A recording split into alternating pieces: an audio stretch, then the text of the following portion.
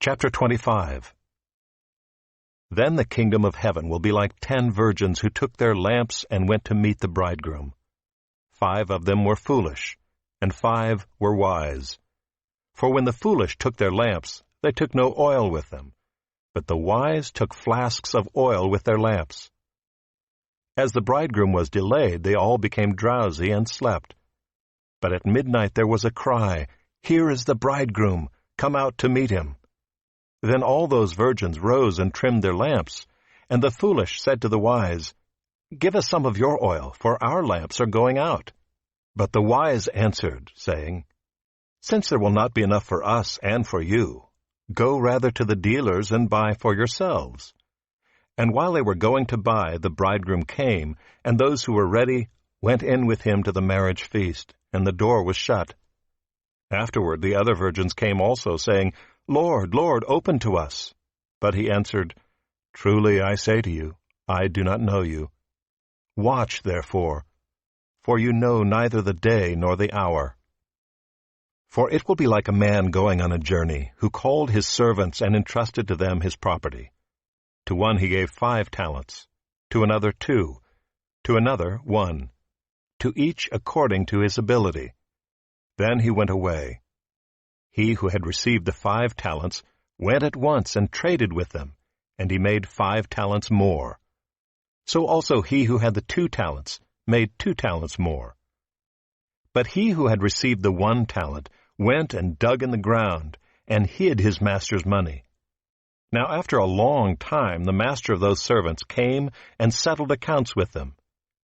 And he who had received the 5 talents came forward, bringing 5 talents more, saying, "Master, you delivered to me 5 talents. Here I have made 5 talents more." His master said to him, "Well done, good and faithful servant. You have been faithful over a little. I will set you over much. Enter into the joy of your master." And he also who had the 2 talents came forward, saying, "Master, you delivered to me 2 talents. Here I have made 2 talents more." His master said to him, "Well done, good and faithful servant. You have been faithful over a little. I will set you over much. Enter into the joy of your master." He also who had received the 1 talent came forward, saying, "Master, I knew you to be a hard man, reaping where you did not sow, and gathering where you scattered no seed. So I was afraid, and I went and hid your talent in the ground. Here you have what is yours." But his master answered him, "You wicked and slothful servant. You knew that I reap where I have not sown, and gather where I scattered no seed? Then you ought to have invested my money with the bankers, and at my coming I should have received what was my own with interest. So take the talent from him, and give it to him who has the 10 talents. For to everyone who has will more be given, and he will have an abundance. But from the one who has not, even what he has will be taken away. And cast the worthless servant into the outer darkness. In that place there will be weeping and gnashing of teeth. When the Son of Man comes in his glory, and all the angels with him, then he will sit on his glorious throne. Before him will be gathered all the nations, and he will separate people one from another as a shepherd separates the sheep from the goats. And he will place the sheep on his right, but the goats on the left. Then the king will say to those on his right, "Come, you who are blessed by my Father, inherit the kingdom prepared for you from the foundation of the world. For I was hungry, and you gave me food. I was thirsty, and you gave me drink. I was a stranger, and you welcomed me. I was naked, and you clothed me. I was sick, and you visited me. I was in prison, and you came to me." Then the righteous will answer him, saying, "Lord, when did we see you hungry and feed you, or thirsty and give you drink? And when did we see you a stranger and welcome you, or naked and clothe you? And when did we see you sick or in prison and visit you?" And the king will answer them, "Truly I say to you, as you did it to one of the least of these my brothers, you did it to me." Then he will say to those on his left, "Depart from me, you cursed, into the eternal fire prepared for the devil and his angels. For I was hungry, and you gave me no food. I was thirsty, and you gave me no drink. I was a stranger, and you did not welcome me, naked, and you did not clothe me, sick and in prison, and you did not visit me. Then they also will answer, saying, Lord, when did we see you hungry or thirsty, or a stranger, or naked, or sick, or in prison, and did not minister to you? Then he will answer them, saying, Truly I say to you, as you did not do it to one of the least of these, you did not do it to me. And these will go away into eternal punishment, but the righteous into eternal life.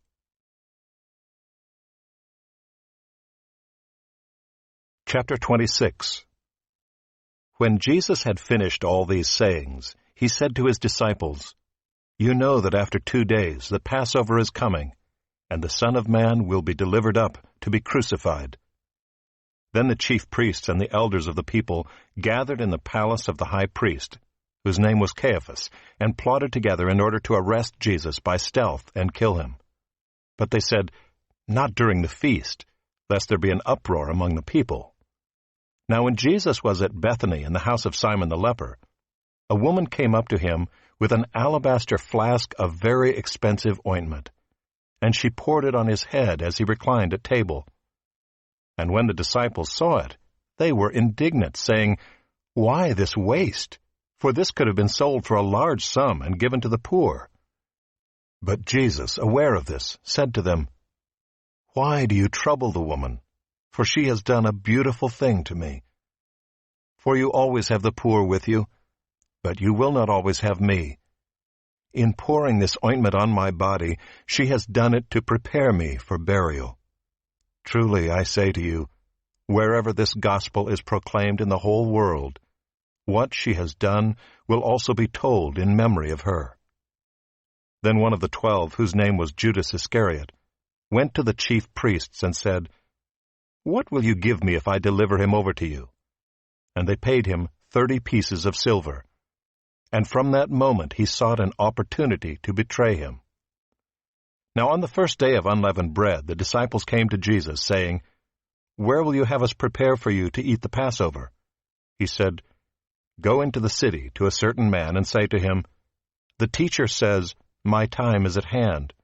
I will keep the Passover at your house with my disciples.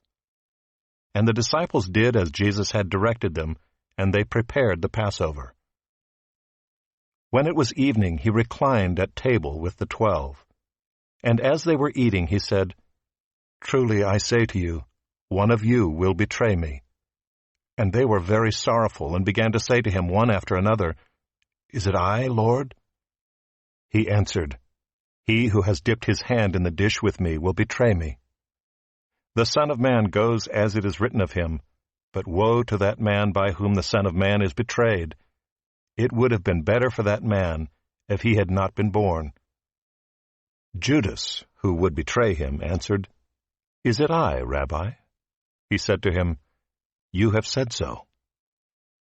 Now as they were eating, Jesus took bread, and after blessing it, broke it, and gave it to the disciples, and said, Take, eat, this is my body. And he took a cup, and when he had given thanks, he gave it to them, saying, Drink of it, all of you. For this is my blood of the covenant, which is poured out for many for the forgiveness of sins. I tell you, I will not drink again of this fruit of the vine, until that day when I drink it new with you in my Father's kingdom. And when they had sung a hymn, they went out to the Mount of Olives. Then Jesus said to them, You will all fall away because of me this night. For it is written, I will strike the shepherd, and the sheep of the flock will be scattered. But after I am raised up, I will go before you to Galilee. Peter answered him, Though they all fall away because of you, I will never fall away. Jesus said to him, Truly I tell you, this very night, before the rooster crows, you will deny me 3 times. Peter said to him, Even if I must die with you, I will not deny you. And all the disciples said the same. Then Jesus went with them to a place called Gethsemane, and he said to his disciples, Sit here while I go over there and pray. And taking with him Peter and the 2 sons of Zebedee, he began to be sorrowful and troubled. Then he said to them, "My soul is very sorrowful, even to death. Remain here and watch with me." And going a little farther, he fell on his face and prayed, saying, "My Father, if it be possible, let this cup pass from me. Nevertheless, not as I will, but as you will." And he came to the disciples and found them sleeping. And he said to Peter, "So could you not watch with me 1 hour? Watch and pray that you may not enter into temptation. The spirit indeed is willing, but the flesh is weak." Again for the second time he went away and prayed, "My Father, if this cannot pass unless I drink it, your will be done." And again he came and found them sleeping, for their eyes were heavy. So, leaving them again, he went away and prayed for the third time, saying the same words again. Then he came to the disciples and said to them, "Sleep and take your rest later on. See, the hour is at hand, and the Son of Man is betrayed into the hands of sinners. Rise, let us be going. See, my betrayer is at hand." While he was still speaking, Judas came, one of the 12, and with him a great crowd with swords and clubs from the chief priests and the elders of the people. Now the betrayer had given them a sign, saying, "The one I will kiss is the man. Seize him." And he came up to Jesus at once and said, "Greetings, Rabbi," and he kissed him. Jesus said to him, "Friend, do what you came to do." Then they came up and laid hands on Jesus and seized him. And behold, one of those who were with Jesus stretched out his hand and drew his sword and struck the servant of the high priest and cut off his ear. Then Jesus said to him, "Put your sword back into its place, for all who take the sword will perish by the sword. Do you think that I cannot appeal to my Father, and he will at once send me more than 12 legions of angels? But how then should the Scriptures be fulfilled, that it must be so?" At that hour Jesus said to the crowds, "Have you come out as against a robber with swords and clubs to capture me? Day after day I sat in the temple teaching, and you did not seize me. But all this has taken place, that the Scriptures of the prophets might be fulfilled."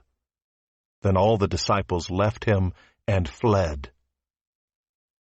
Then those who had seized Jesus led him to Caiaphas the high priest, where the scribes and the elders had gathered. And Peter was following him at a distance, as far as the courtyard of the high priest, and going inside, he sat with the guards to see the end. Now the chief priests and the whole council were seeking false testimony against Jesus, that they might put him to death.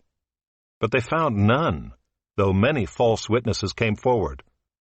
At last 2 came forward and said, "This man said, 'I am able to destroy the temple of God and to rebuild it in 3 days.'" And the high priest stood up and said, "Have you no answer to make? What is it that these men testify against you?" But Jesus remained silent. And the high priest said to him, "I adjure you by the living God, tell us if you are the Christ, the Son of God." Jesus said to him, "You have said so. But I tell you, from now on, you will see the Son of Man seated at the right hand of power and coming on the clouds of heaven." Then the high priest tore his robes and said, "He has uttered blasphemy. What further witnesses do we need? You have now heard his blasphemy. What is your judgment?" They answered, "He deserves death." Then they spit in his face and struck him. And some slapped him, saying, "Prophesy to us, you Christ. Who is it that struck you?" Now Peter was sitting outside in the courtyard, and a servant girl came up to him and said, "You also were with Jesus the Galilean." But he denied it before them all, saying, "I do not know what you mean." And when he went out to the entrance, another servant girl saw him, and she said to the bystanders, "This man was with Jesus of Nazareth." And again he denied it with an oath, "I do not know the man." After a little while the bystanders came up and said to Peter, "Certainly you too are one of them, for your accent betrays you." Then he began to invoke a curse on himself and to swear, "I do not know the man." And immediately the rooster crowed. And Peter remembered the saying of Jesus, "Before the rooster crows, you will deny me 3 times." And he went out and wept bitterly.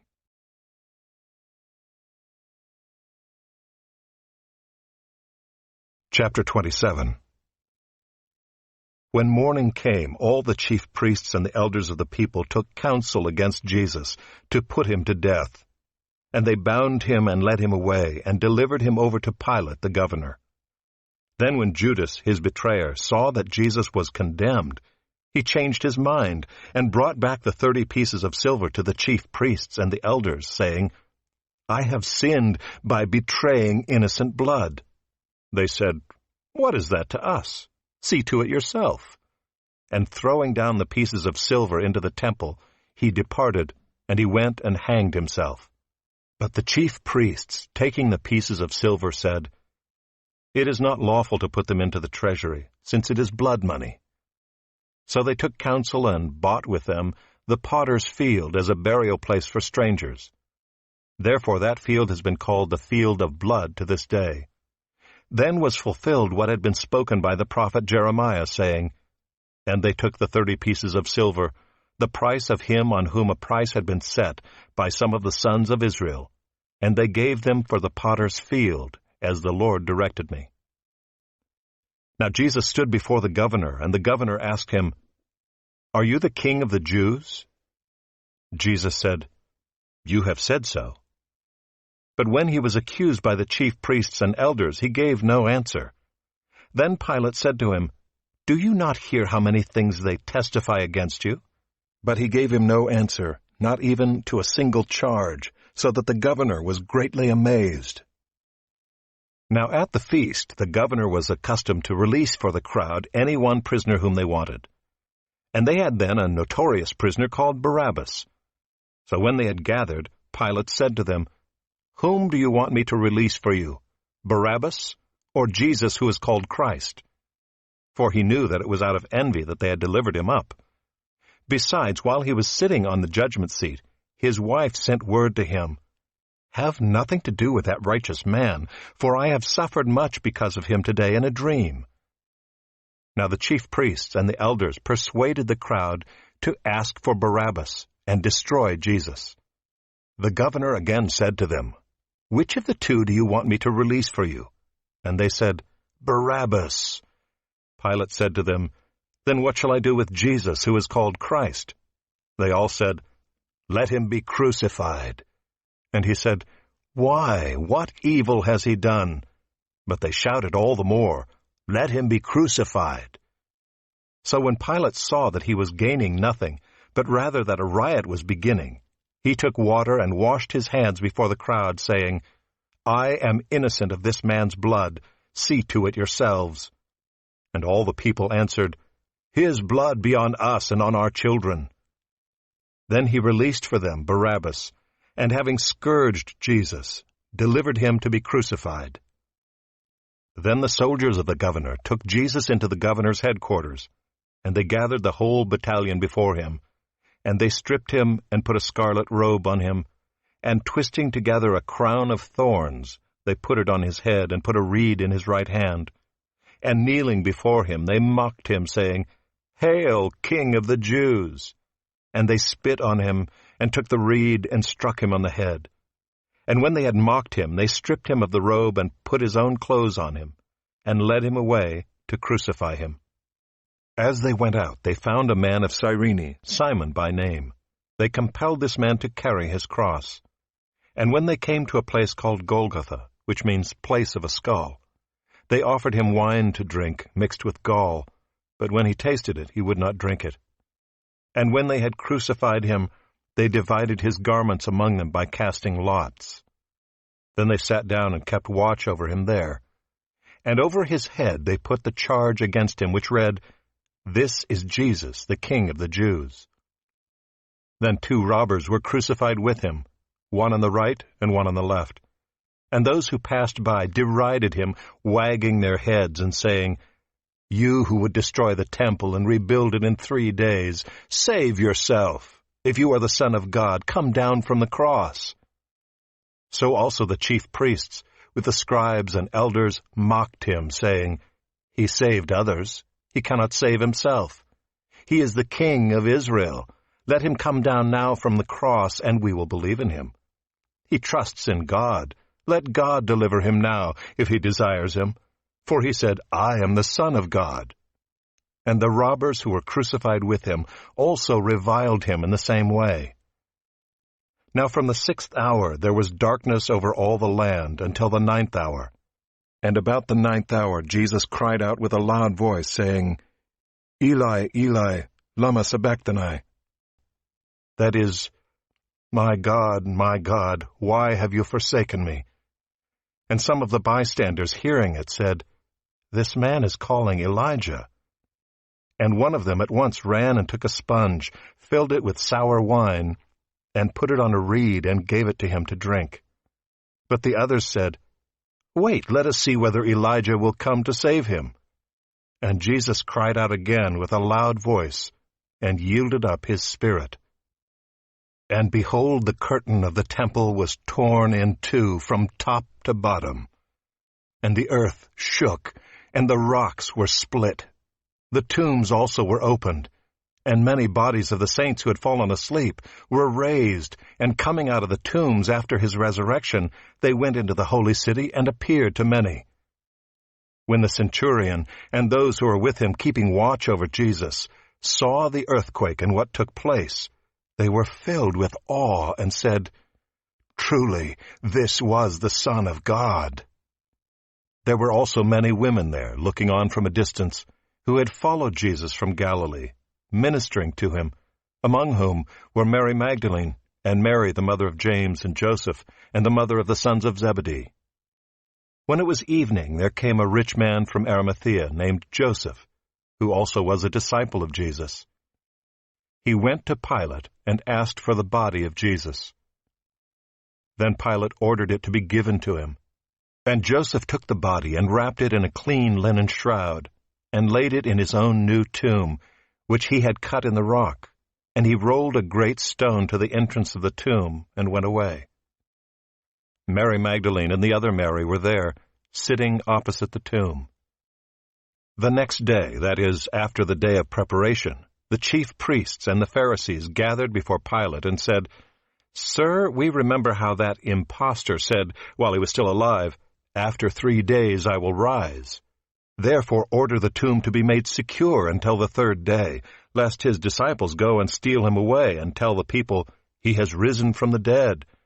And the last fraud will be worse than the first. Pilate said to them, You have a guard of soldiers. Go, make it as secure as you can. So they went and made the tomb secure by sealing the stone and setting a guard.